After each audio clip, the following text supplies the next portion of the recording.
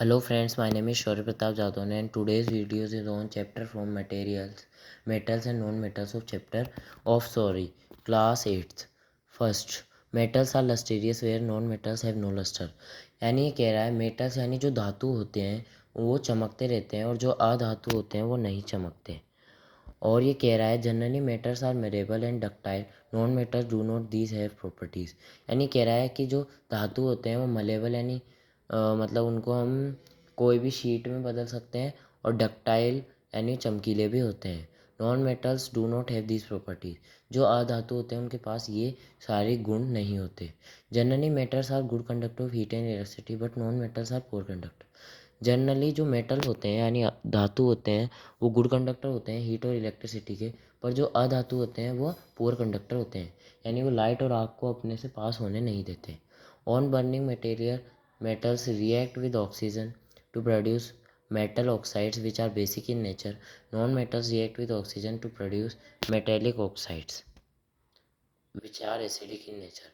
यानी वो कह रहा है कि जब हम मेटल्स को जलाते हैं वो ऑक्सीजन के साथ रिएक्ट होता है तो वो मेटेलिक ऑक्साइड वो करता है प्रोड्यूस, जो कि बेसिक होती है नेचर में। नॉन मेटल्स जब ऐसा ऑक्सीजन के संग रिएक्ट करता है तब उनकी नॉन मेटेलिक एसिडिक में होती है oxide. Some metals react with water to produce metal hydroxides and hydrogen gas. Generally, non-metals do not react with water. यानी जो अधातु होती है वो पानी के संग रिएक्ट करती है तो वो हाइड्रोक्साइड और हाइड्रोजन गैस बनाती है। हाइड्रोक्साइड क्या होता है यानी हाइड्रोजन का एक वो और ऑक्साइड का दो। और हाइड्रोजन गैस तो आपको पता है ये H2 जो पानी में है ना।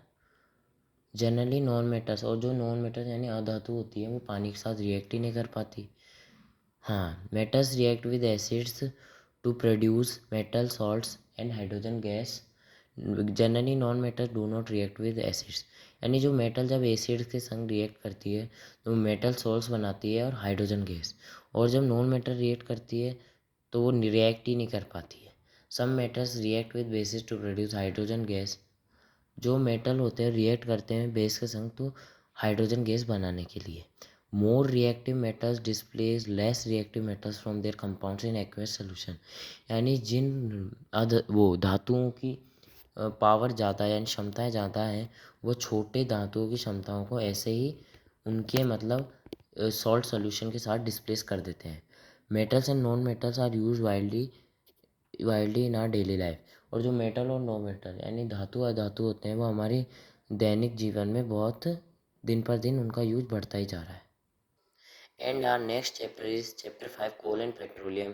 First, the note says the definition of natural resources. Resources include everything provided by nature. They form the wealth of the country. And natural resources वो है जो include है जो कि हमें प्रकृति द्वारा हमें प्रदान किए गए हैं और वो हमेशा देश के हित के लिए ही है। Types of natural resources. Natural resources क्या क्या टाइप होते हैं? Inexhaustible, they are some there are some resources that are present unlimited in nature and will not to be exhausted even if it used continuously. Example sunlight, air.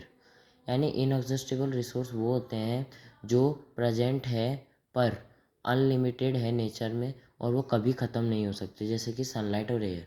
Sunlight जितनी भी है ज़्यादा ही है और वो कभी ख़त्म नहीं होगी, ना ही एयर। इनएग्जॉस्टिव वो exhaustible, these resources are limited and can soon get exhausted because their excessive use. यानी ये कह रहा है ये वो रिसोर्स होते हैं जो लिमिटेड क्वांटिटी के होते हैं और कभी भी ख़त्म हो सकते हैं ज़्यादा से ज़्यादा यूज़ करने पर। Example forest, wildlife, minerals, coal, petroleum. जैसे कि एग्जांपल में आता है forest, wildlife, minerals, coal, petroleum. ये अगर हम ज़्यादा से ज़्यादा यूज़ करें, यदि हम पेड़ काटेंगे, पेड़ जलाएंगे, जंगल जलेंगे तो वो बहुत जल्दी उनका नामो निशान ख़त्म हो जाएगा। वाइल्ड लाइफ हमारे मतलब जीवन के जीव जंतुओं के उन पर भी बहुत प्रभाव पड़ेगा। Coal, petroleum and natural gas are fossil fuels. यानी जो कोल, पेट्रोल और नेचुरल गैस होती है वो फॉसिल फ्यूल्स होते हैं। Fossil fuels are formed from the dead remains of living organism millions of years ago. Fossil fuels उनसे बनते हैं जो कि डेड रिमेन्स यानी मरा हुआ शव होता है किसी जंतु का हज़ारों साल पुराना। Fossil fuels are exhaustible natural resource. Fossil fuel होता है वो एग्जॉस्टिबल होता है यानी वो कभी मतलब ख़त्म हो सकता है। Coke, coal tar and coal gas are products of coal. यानी जो ये कोक होता है, कोल तार होता है, कोल गैस होती है, ये प्रोडक्ट होते हैं कोल के। Petroleum gas, petrol, diesel, kerosene, paraffin, wax, lubricating oil are obtained by the refining petroleum. यानी जो पेट्रोल की गैस होती है, पेट्रोल होता है, डीजल होता है, केरोसिन होता है और वैक्स होता है यानी मोम होती है, और लुब्रिकेटिंग ऑयल होता है, ये सभी हमें रिफाइनिंग में मिलते हैं। Coal and petroleum resources are limited, we should use them judiciously. Coal और पेट्रोलियम के रिसोर्स मतलब पर्याप्त हैं, हम इन्हें यूज़ करेंगे ज़्यादा से ज़्यादा तो ख़त्म हो जाएंगे, इसलिए हमें उन्हें धीरे धीरे और बहुत ही सही तरीके से यूज़ में लेना चाहिए ताकि वो जल्द से जल्द ख़त्म ना हो सके। Refining. Petroleum is a mixture of various constituents such as natural petroleum gas, petrol, diesel, lubricating oil, paraffin, wax और ये क्या है ETC। और refining is the process of refracting the various constituent fractions of petroleum. It is carried with in a petroleum refinery।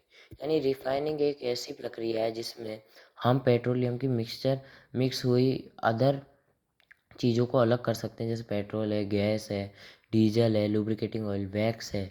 तो refining एक ऐसी प्रक्रिया है जिसके द्वारा हम पेट्रोल की चीज़ों को अलग अलग कर सकते हैं और वो एक पेट्रोलियम रिफाइनरी में ही काम आएगी। Natural gas a very important fuel as it is to transport through pipes and can be compressed and stored under high pressure as compressed natural gas यानी means CNG। It causes no pollution and has a high calorific value. यानी कह रहा है कि natural gas आज के time पे बहुत ही इंपॉर्टेंट फ्यूल है जो कि आसानी से ट्रांसपोर्ट हो जाता है पाइप के द्वारा, और वो बहुत हाईली प्रेशर कंप्रेस देता है यानी उसे CNG कहते हैं, और उससे कोई प्रदूषण नहीं होता, उसकी क्लोरोफिल वैल्यू बहुत हाई है। Thank you friends for watching this video. Like our channel, share our channel, subscribe. Thank you and bye friends, and we shall tomorrow meet for a new video. Bye friends.